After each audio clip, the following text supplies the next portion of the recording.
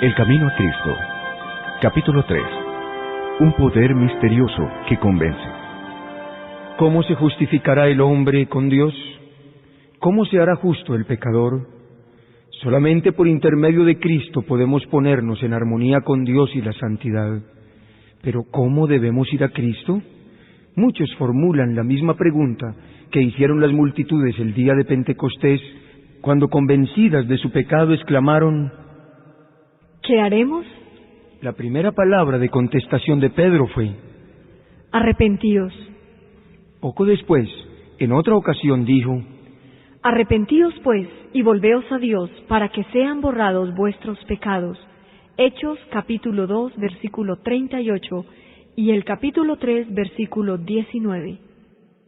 El arrepentimiento comprende tristeza por el pecado y abandono del mismo. No renunciaremos al pecado a menos que veamos su pecaminosidad. Mientras no lo repudiemos de corazón, no habrá cambio real en la vida. Hay muchos que no entienden la naturaleza verdadera del arrepentimiento. Gran número de personas se entristecen por haber pecado y aún se reforman exteriormente, porque temen que su mala vida les acarree sufrimientos. Pero esto no es arrepentimiento en el sentido bíblico. Lamentan la pena más bien que el pecado. Tal fue el dolor de Esaú cuando vio que había perdido su primogenitura para siempre.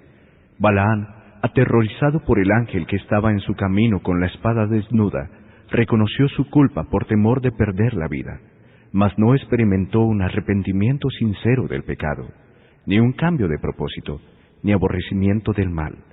Judas Iscariote, después de traicionar a su Señor, exclamó: he pecado entregando la sangre inocente. San Mateo capítulo 27, versículo 4. Esta confesión fue arrancada a la fuerza de su alma culpable por un tremendo sentido de condenación y una pavorosa expectación de juicio.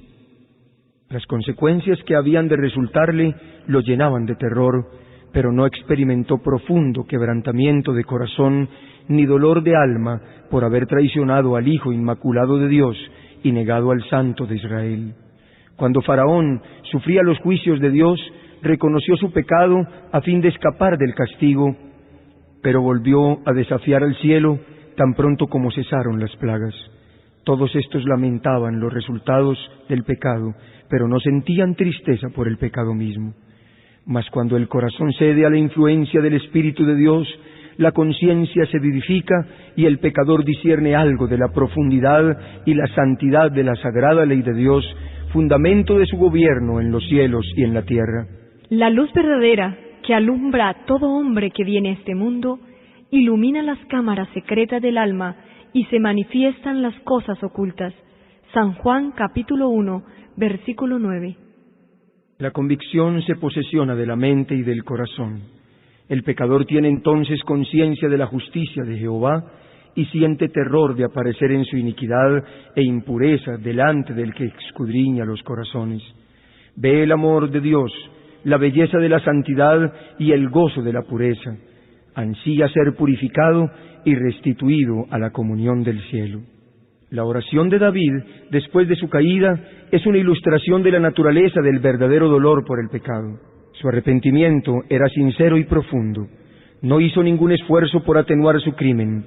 Ningún deseo de escapar del juicio que lo amenazaba inspiró su oración. David veía la enormidad de su transgresión, veía las manchas de su alma, aborrecía su pecado.